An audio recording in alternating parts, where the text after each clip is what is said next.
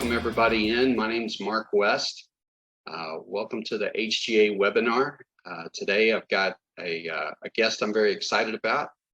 Happy to have my good friend and colleague Micki Pickering with us.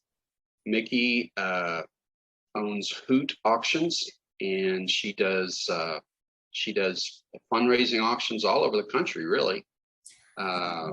She's done some in South Carolina, Colorado. Where else, Micki? Yeah, Oklahoma, South Carolina. Got a few more on the books for next year, some stuff like that. So awesome. But awesome. have gavel will travel, as they say, right? That's right. That's right. Well, today we're going to give you a bonus episode on the top 5 revenue generators. Both mine and Micki's, and I'm sure there'll be a lot of overlap in those. And we're anxious to also hear if any of you are using these revenue generators. And as always, we're inviting your questions and discussion. And then at the end of the webinar, we'll be drawing a winner from among the attendees for a travel package that you can use at your next event. That's exciting. So let's get started.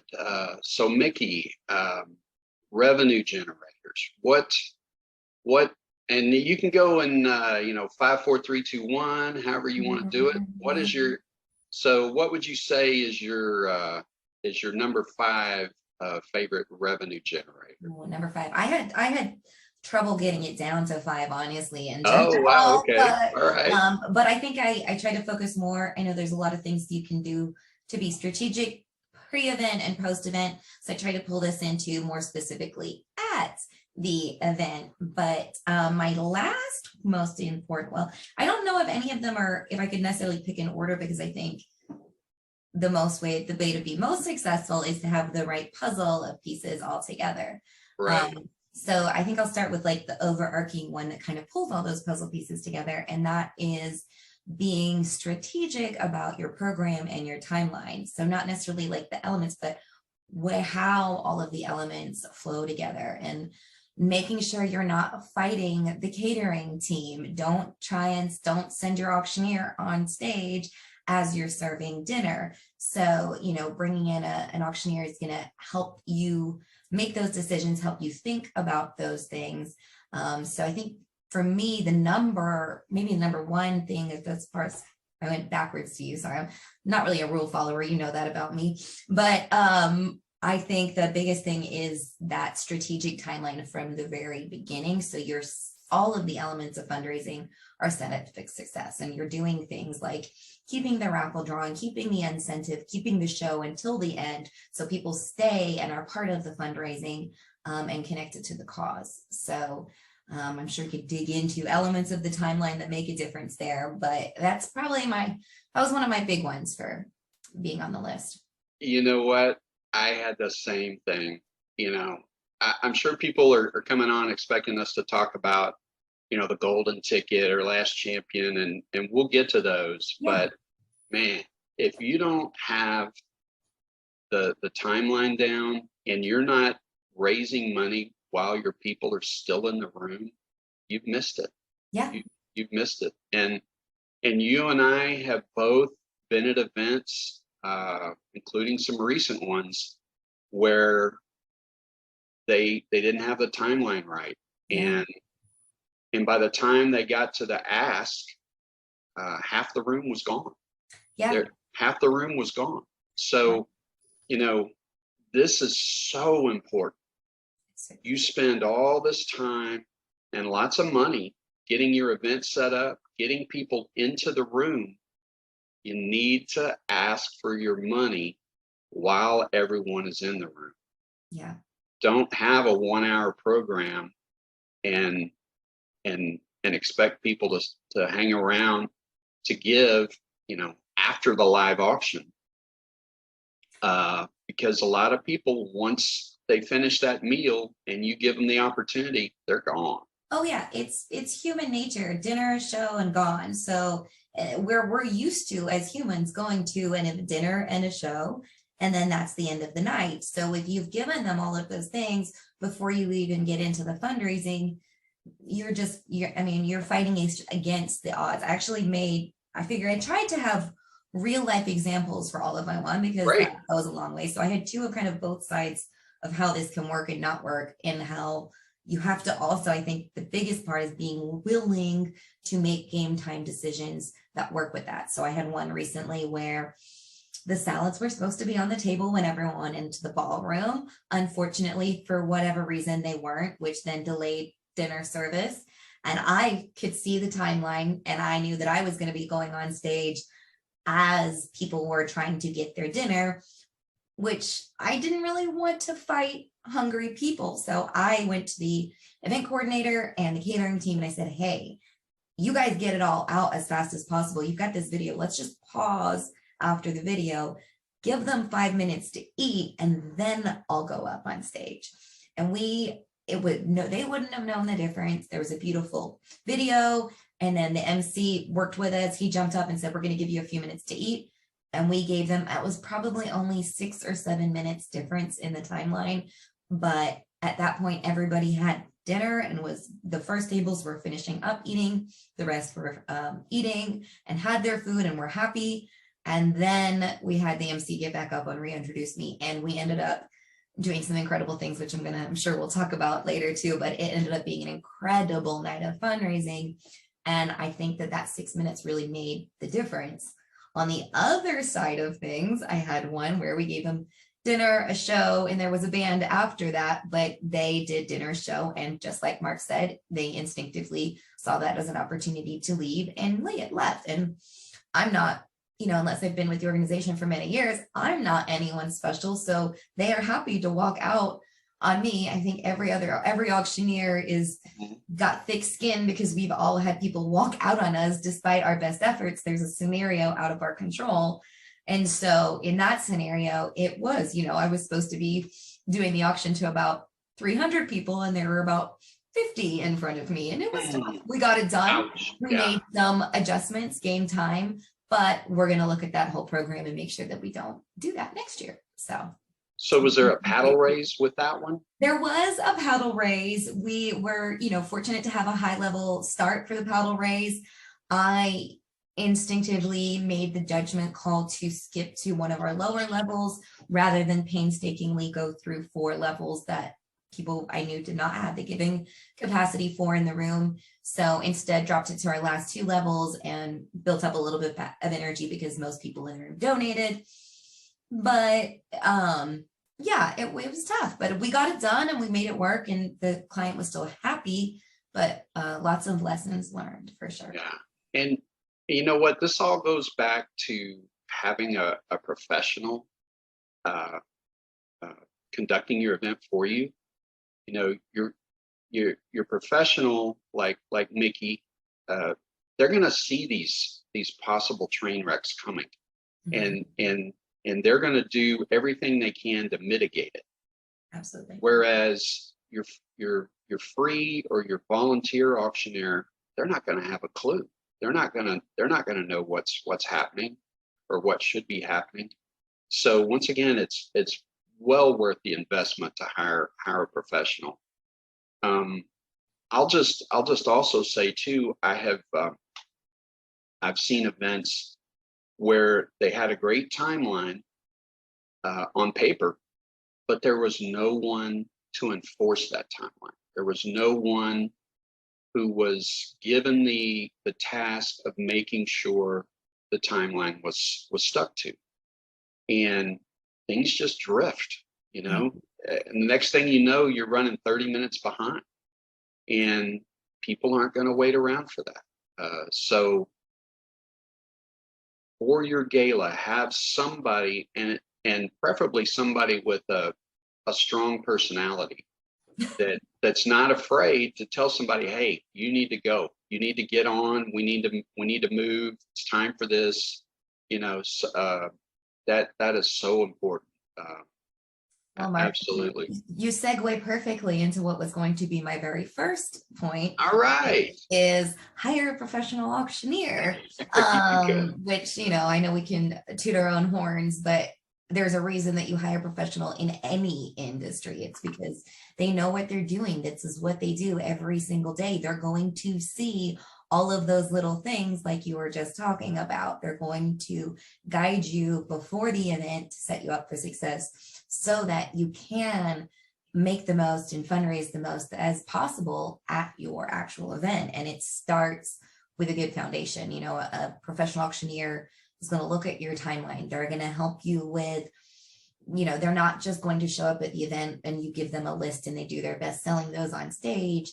You know, a really good auctioneer is going to be a partner in fundraising with you, and they are going to, you know, they're going to look at all these things. They're going to help you line up your live auction. They're going to make sure that it's strategically planned and that you're telling a story throughout of it, and that they know your cause and why you're raising funds that night. It's so much more than the few minutes that we're on stage. So Well, that is so true. So true.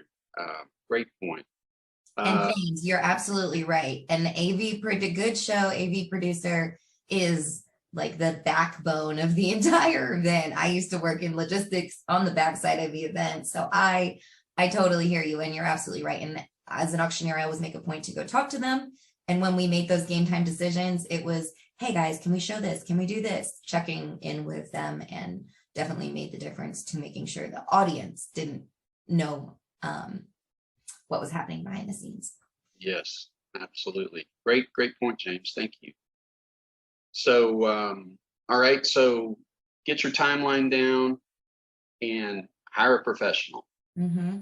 Great points. What's next on your list? What's next? Well, you're going to like my next one. I was going to say, don't be afraid of consignments. Okay. You know, I think a lot of people they fear away from consignments. Obviously, you want to get as much donated as possible early. But consignments can be really beneficial for an organization. You know, that event that I was talking about that we delayed the timeline 6 minutes led to a beautiful scenario for fundraising. And we had probably one of my most successful consignment scenarios yet. HGA offers are really great. They're brand new. I think they just added it new in the last like 6 months or so. They've had a few Tuscan trips, but really great new Tuscany trip. And we were able to sell it 5 times at once. So that's one live auction item. We sold it 5 times. The revenue was about $68,000 for one live auction item. Wow. And that's hard to get from just a donut. And, you know, on the level that we were at for live auction items, it wasn't like we were selling $100,000 live auction items and, you know, all the celebrities were in the room. It wasn't that environment. They weren't super deep pockets, but they saw the value. It was advertised correctly. And that wasn't just me. The organization utilized the resources that you offer. They had the pictures, they had the videos, they gave all of the details. So when it's tiered up right, you know, we could have searched for someone to donate a home in Italy and maybe made $10,000 on it because it was one item.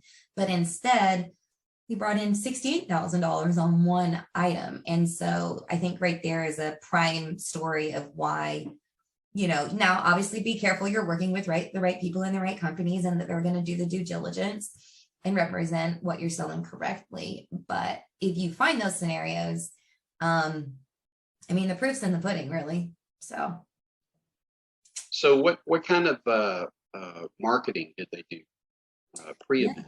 Absolutely. So I definitely think that's important. They posted some items on their social media highlighting some of their live auction items. They had on their website that you could pre-look at the pictures, all of the specific details.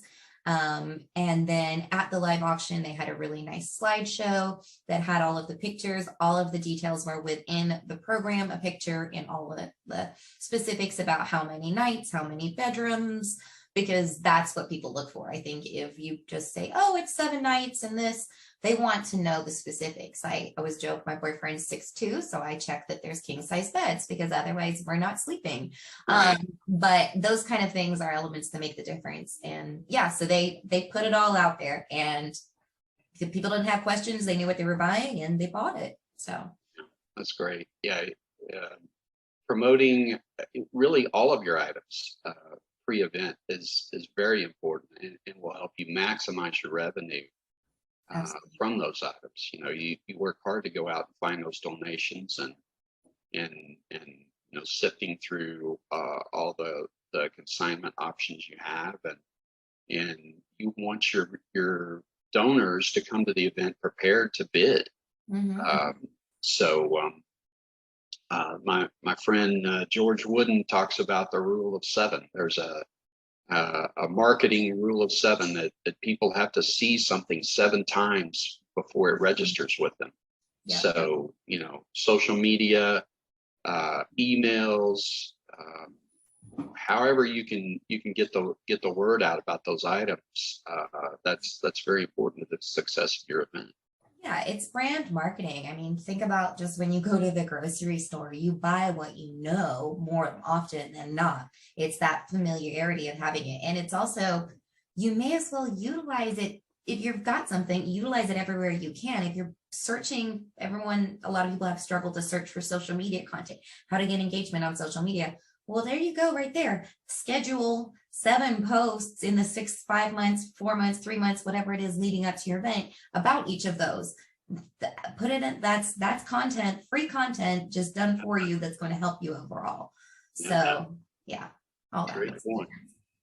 Any questions about anything we've discussed so far? Please feel free, post them in the chat or the Q&A.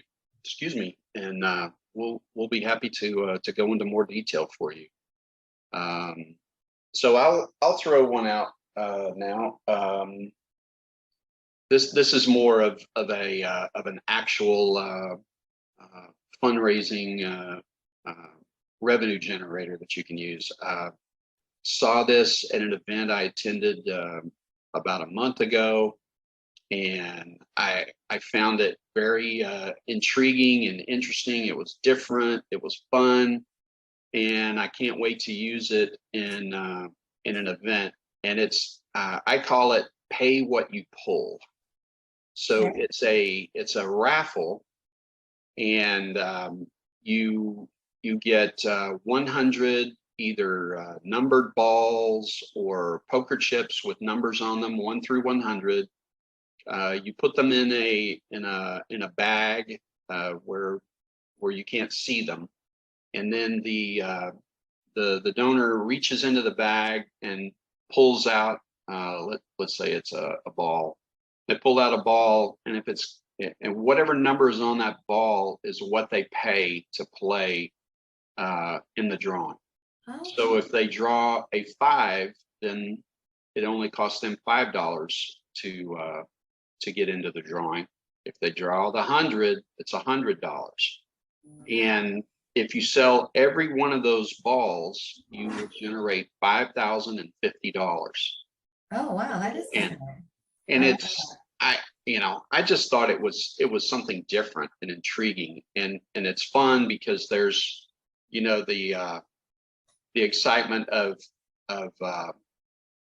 possibly getting into that $1 drawing for some cool prize for $1.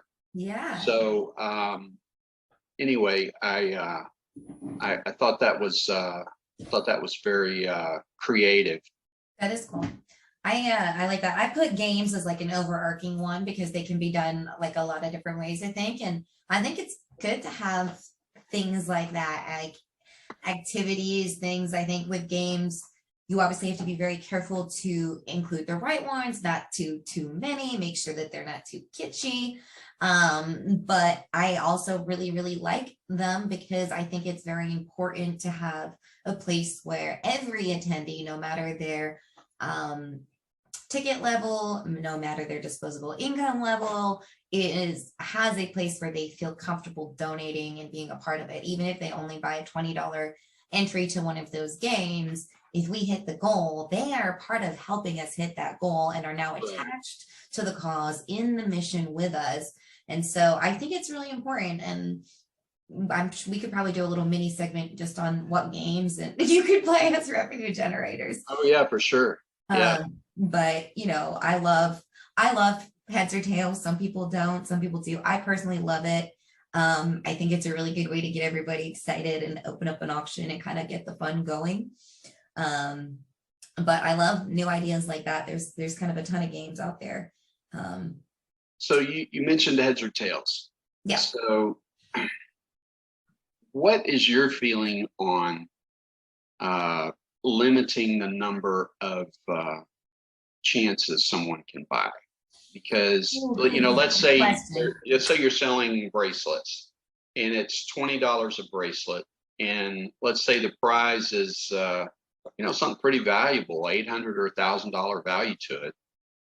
I've seen people that will buy 20 bracelets, $400, and they've essentially bought the game, because unless somebody buys more bracelets than they did, they're never going to lose, because even if they go out, they can keep, pulling up another bracelet. So I'm not sure how I feel about that. I mean,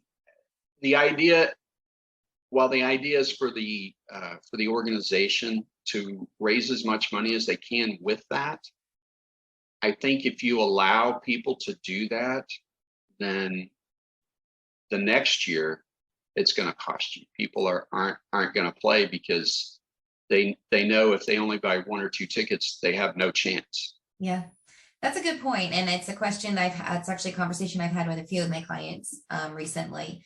And I would love to hear from other people what their thoughts are on this one, because I think this is a good one. Some conversation going on. But you have a experience with that. Yeah, I think it's I've had one recently where we did both sides of it, where you could only have one.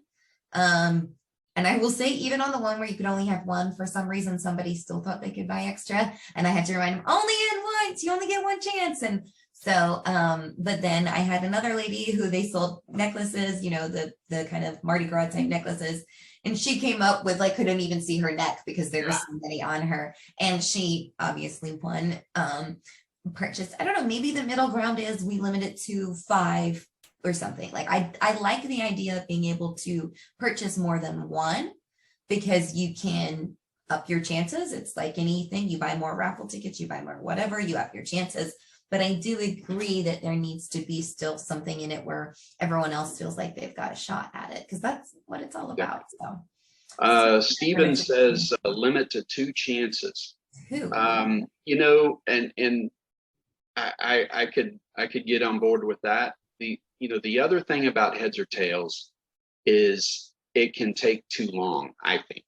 Yeah, and you have to go quick. Yes. And if you've got people that have 10, 15, 20 bracelets, it's going to, you may as well, when it gets down to that, you may as well have them each count how many they have, and whoever has the most is the winner, because you're not wrong. It's ridiculous to just keep going. So I do like that it gets people involved. It can get people focused. At the beginning of the fundraising. I agree with Stephen, and I think if you're going to do it, you should at least think about.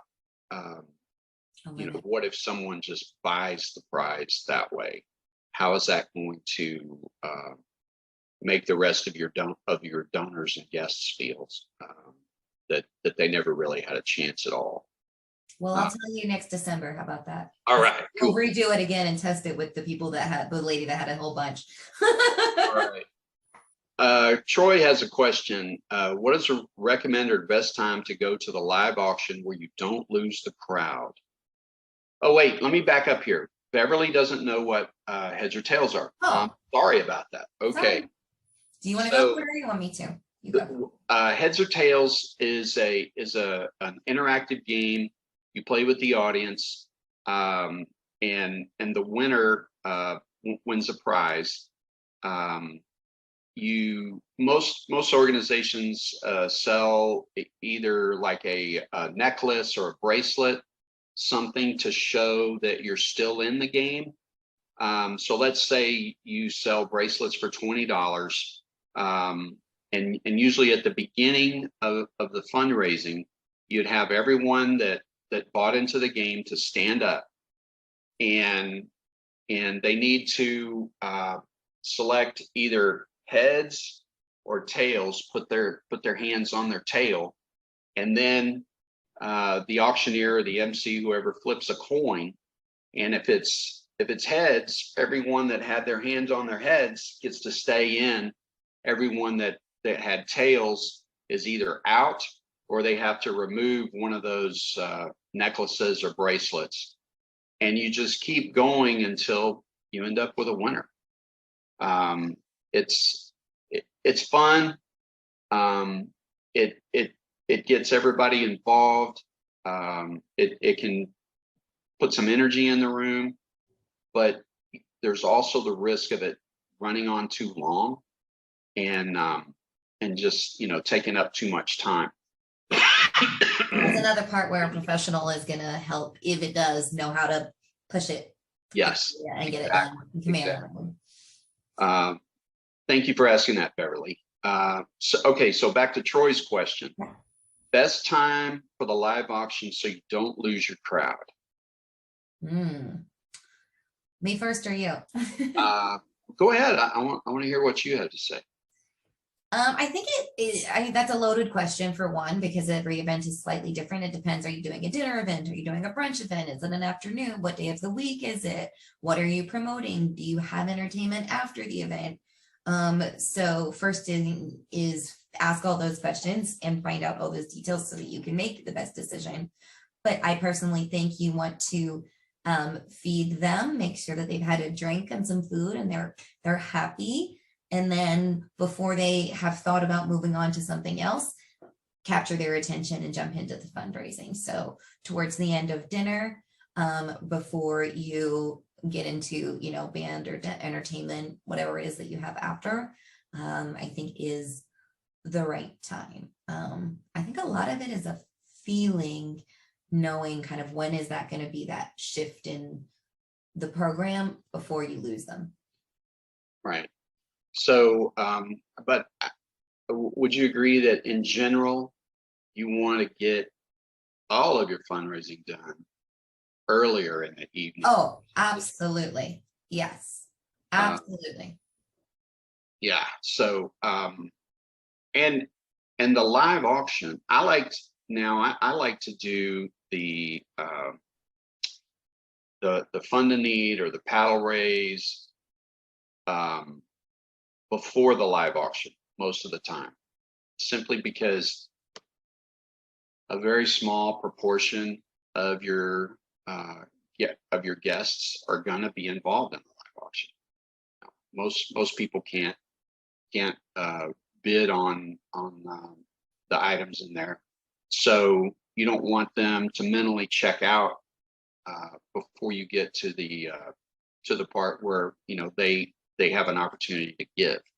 So I like to do the fund a need, the paddle raise before the live auction, and then go from there. Because like you talked about that event where there were 50 people left in the room for your live auction.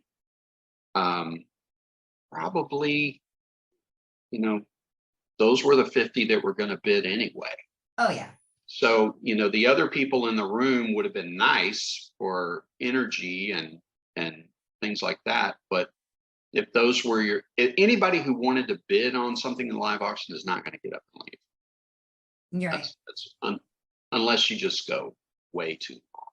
But well, and I think that's where you have to be careful, because some people that might bid in the live auction, if you go too long and they lose attention, then you need that person that's but will bid, because it takes more than one person for an auction. Right. Yes, so, absolutely. Great point. Patty, looks like Patty had a question, and I can take that one. So okay. Patty said, are there games that are not considered a raffle in Colorado? She used to be a 501c3 nonprofit for 5 years to attend state raffle training. So yes, there absolutely are. And it's very good that you're aware of your state rules, because raffles do come with a lot of state regulations and legalities. It's a form of gambling. So you do have to make sure you do it correctly and have the right scenarios in place. So for anyone starting out, do your research when it comes to raffles. But yes, there are a lot of other things that that are not considered raffles. There's mystery grab bags; those can go good. Sometimes you can get donors and people to sponsor things. I had one that was at least $120 value, but the bag cost $150. So most people thought that was a really good one. I think wine pools are always wine and whiskey pools. Those always do very well, and that is a scenario where you would have somebody, it's $20 or $30 for a ticket. They get a cork or a piece of paper that's got a number on it. That number relates to one of the wine bottles, which you usually have in some kind of a gift bag. So it's kind of a mystery pull for wine. Sometimes I've seen it done with whiskey or beer, depending on, what everybody likes. And those are really good places. You can work with local breweries, local companies, local wineries that are usually willing to donate in those scenarios, but those usually go well. What else is a good one that is not? I mean, the one that Mark was talking about to begin, the pay what you pull, that's not a raffle. That counts. That is a raffle. Oh, it is a raffle. I apologize. See, not always right. That would be a raffle. And the wine pool and things like that, you just need to double check with your state regulating agency and make sure they don't consider it a raffle. But so one that I'm pretty sure is not a raffle at all is Last Champion Standing. I was going to go there, because there's really no chance involved in that. That is simply, if it comes down to it, it's just having the deepest pocket. But it can also be timing. And I'll explain what Last Champion Standing is. So as part of the, I do it as part of the Fund a Need or the paddle raise when we get to the $100 level. So there is a prize involved. For example, and not every organization is going to want to use a firearm, but in Texas, those are popular. And I did an event a couple of weeks ago in Abilene, Texas. There were 56 people in the room. It was a very small event. And the prize was a handgun valued at about $450. And playing Last Champion Standing, we raised about $5,000 for that $450 handgun. And the way it's played is the person that wins the prize is the last person to donate $100. So it's very simple, but it's not easy. So to start off, let's say Micki donates $100. Now she's also the last person to have donated $100. So if no one else donates, Micki wins the prize. But let's say Sherry donates $100 next. Now Sherry's the last person to have donated $100. And if no one else donates, Sherry wins the prize. But if Micki raises her paddle again, she donates another $100. And now she's back in the game. And so it just goes like that all around the room. Now, oftentimes, in order to speed things up, the person running the game, the auctioneer, will have to raise it, say from $100 to $200. And that's what I did that night. I mean, we'd raised almost $4,000 just at the $100 level. And so I decided to raise it to $200, and we got 5 or 6 more donations at that level.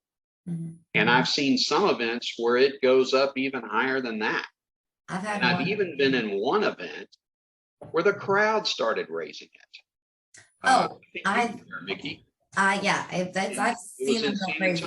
The crowd caught on that they could raise it, and so people were raising their hands and hollering out $400.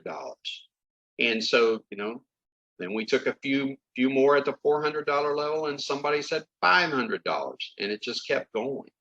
So it's not a game of chance. I don't see any chance involved in this game. It's more about skill and just sticking with it. So Patty asked, do you limit this to a time frame? Yes. Yeah. You don't want to drag this on all night. That's why you increase the dollar amount. That's what's going to pull you back to your time frame.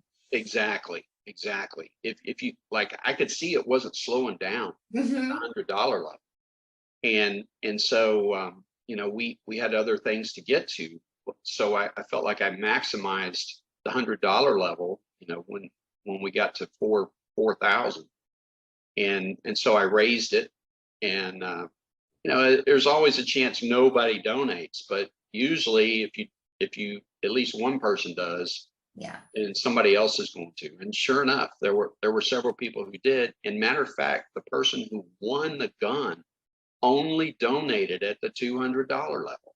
So I will double down on this one, because I had a client come up with a really great idea, which we're doing this weekend, which I think I'm going to start suggesting and implementing. And I would highly recommend it for that kind of a scenario, because a lot of times when we do that last hero, last champion, whatever you want to call it, there is somebody that doesn't win, but that donated more than anybody else overall. So what they are doing is, we have a prize for our last champion, but we were going to calculate the totals, and we have a prize for the person that donated overall the most during our last hero. So I love that, because it gives that person that still gave a lot a little bit of a, hey, thank you. It doesn't go unnoticed. Yeah. So I thought that was a really cool addition, and I like that. And then the second piece that I'll say with it is the trick to it going well is having an item that has a mass appeal, that has a really good value, that men and women, or whoever you are interested in it. So I will say that is probably the key piece. If you try and like make something look really cool that nobody's interested in, it's going to be a flop. So yes, yeah, but it's just phenomenal for raising money. I mean, I've never seen it bring less than 4 or 5 times the value. It's crazy, and it's fun. People go nuts at the end there for it. It's fun. Now to implement that game, because that's part of what we're talking about today, how you implement it. You need at least 3 people writing down the paddle numbers as the auctioneer calls them out, because this game can move very quickly. Yes. Beverly, yes, everyone knows what the prize is. Absolutely know what the prize is. Matter of fact, at the events I do, I will try to have the prize there at the auction table, so that when people come by, I can show them to them and give them a little preview of what we're going to do. Yeah. Once again, preparing people for giving. But like I was saying, a $400 gun, and we raised about $5,000 with it. And I don't care how good of an auctioneer you are, you're never going to sell a $400 gun for $5,000. Yeah. But back to implementing it, you need I'm not going to say at least, you need 3 people. Yes. To record the numbers, and I've got a spreadsheet I use, so that as they're going, they're just writing the numbers down in the column, and it's very easy to see how much money we've raised. So like the other night, I turned to one of the people who was keeping the record, and I asked her how much we'd raised so far, and she could immediately tell me it was $3,700. Yeah. And so I have columns for $100, $200, $300, $400, and so up. And then you're going to have to take all of those. I haven't figured out another way to do this. You're going to have to take all of those, and what I did was I took 2 of those clipboards from people where they had written down the numbers, and we just went down and verified And if two of them are the same, there's no reason to use the third one. The third one is a backup in case there's a discrepancy. Well, I didn't have that guy, that number on here, or I had that number on here, 4 times, but you got it 5. Then you go and look at the third spreadsheet. But it's fun. It's a great tool. I mean, we're talking probably 5 minutes. Oh, it shouldn't go too long. Definitely less than 10 minutes to do this. Although I will say I had one time, and I started at $100, and somehow I had to get up to $4,000 because there you go. So nuts. We brought in $37,000 on that level, and so I let it go a little bit longer because it's doing really well. Not too long, but I think that's and I think that all of this is that's that fine line that pulls us back to that first point of having a professional auctioneer that is going to explain it correctly, promote it correctly, run it in the right fashion, know when to change those increments. There is an art to when you change those increments, and so it all comes back. Excellent point. And I have done a full or an almost full webinar on the last champion standing with Scotty Gibbs, and we'll have Courtney add the link to that to the email goes out. And I'll also yes, Beverly, I'll give her a copy of the spreadsheets because there's 2 of them. So the first one is actually during the event, writing down the numbers, and then the second one is for figuring out how many times each person donated, so you can add that to their invoice. And I've got a spreadsheet we use for that as well. So I'll make sure both of those are on there. And but it is labor intensive. Like I said, you need 3 people writing those numbers down, and then you'll have to do all the calculations so you can get that added onto people's invoices for checkout. So that's a couple of non raffle items, and some check with your legal advisor on this, but there have been I know organizations that have been able to kind of get around some of that because they give the person something of value for their ticket purchase. So you could kind of maybe combine that with a wine pool. Let's say that your state considers a wine pool a raffle. Well, you could still collect bottles of wine, and perhaps like I said, check with your legal team.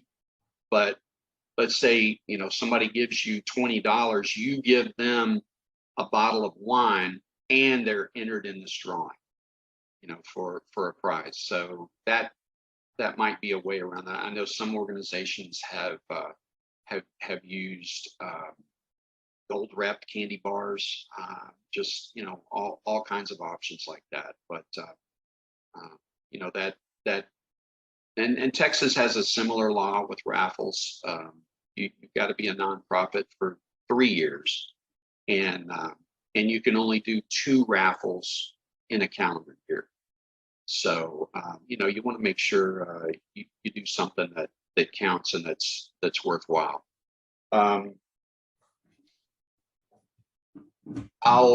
So we've got a few minutes left here. What were your others? My last 2 were about a platform and about the paddle raise. We kind of talked about the paddle raise a little bit, but last man standing, but general strategy for a paddle raise and finding a user-friendly platform to run the whole event on were my last 2. You choose which one you want to dig into. Or whatever you have your list too. Yeah, either one of those is great. There's a lot of options for software out there, and if you're not using software, you really need to consider using it, because it's going to make your lives easier, And as far as mobile bidding goes, we usually see about a 30% increase in revenue when organizations start using some sort of bidding software. What's been your experience, Micki?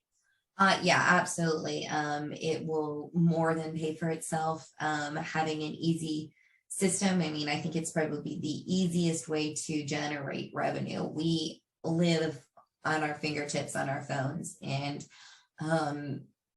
being able to bid from your phone, being able to get access to all of the information. Oh, what were the details for that live auction item? You can look right there. Everything you need to know is at your fingertips.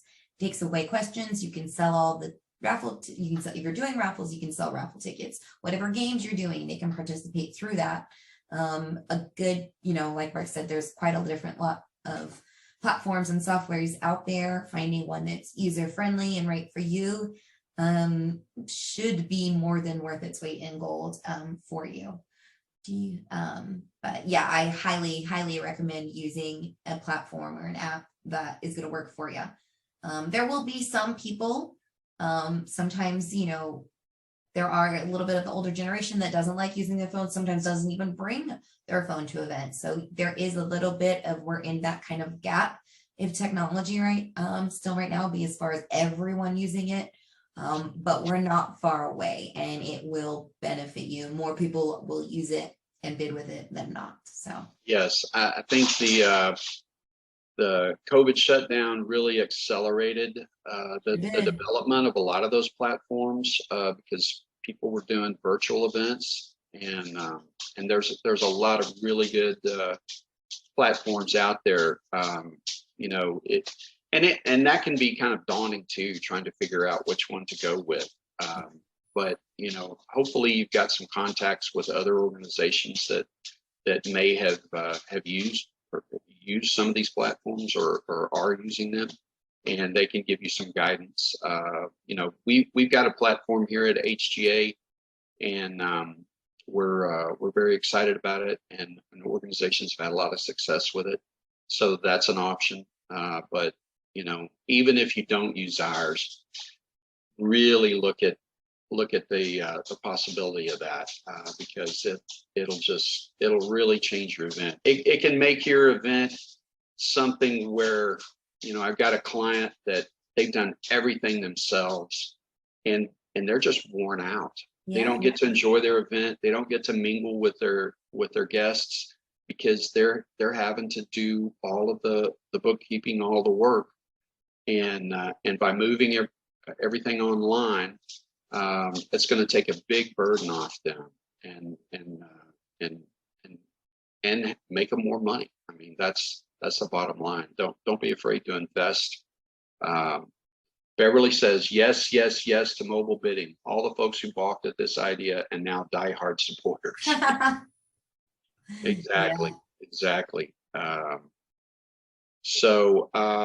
All right. So we are we're getting close to it. It's I've got 12:48. Maybe we'll do one more quick one. Something that I like as a revenue generator, and it is still a raffle, but it's the paddle drop.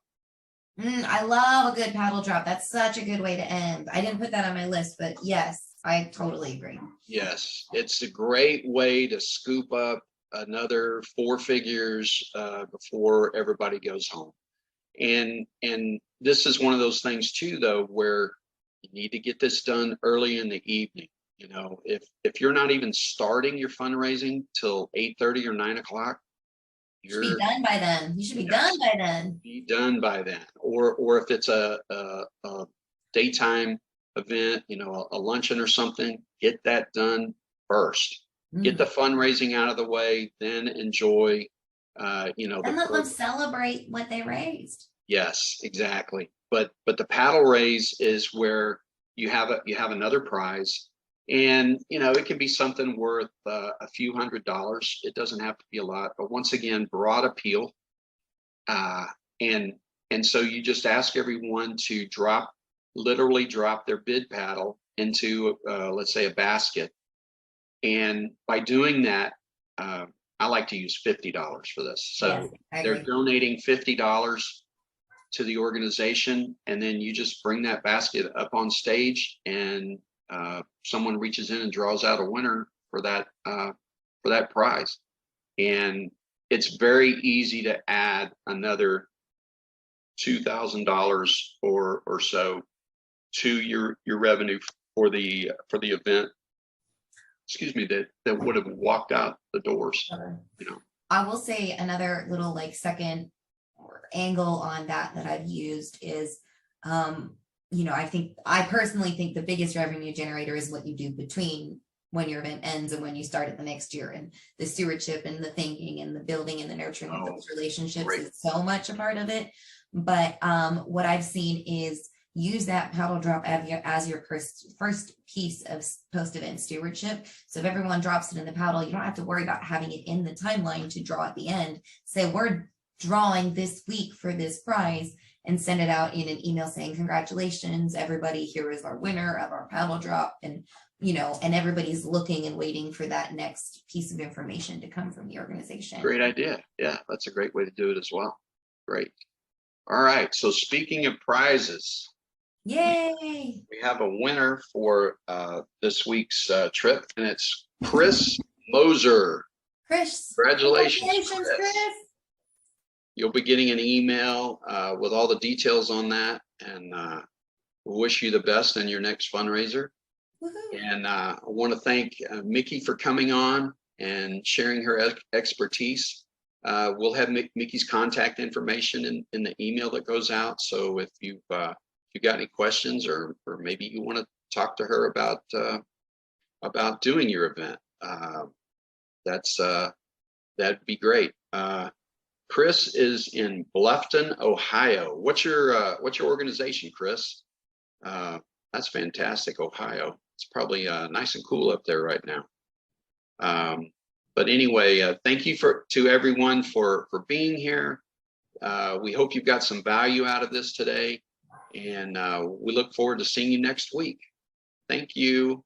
Thanks, everybody. Nice to see you. Thanks so much for having me, Mark. Appreciate it. Thank you, Micki.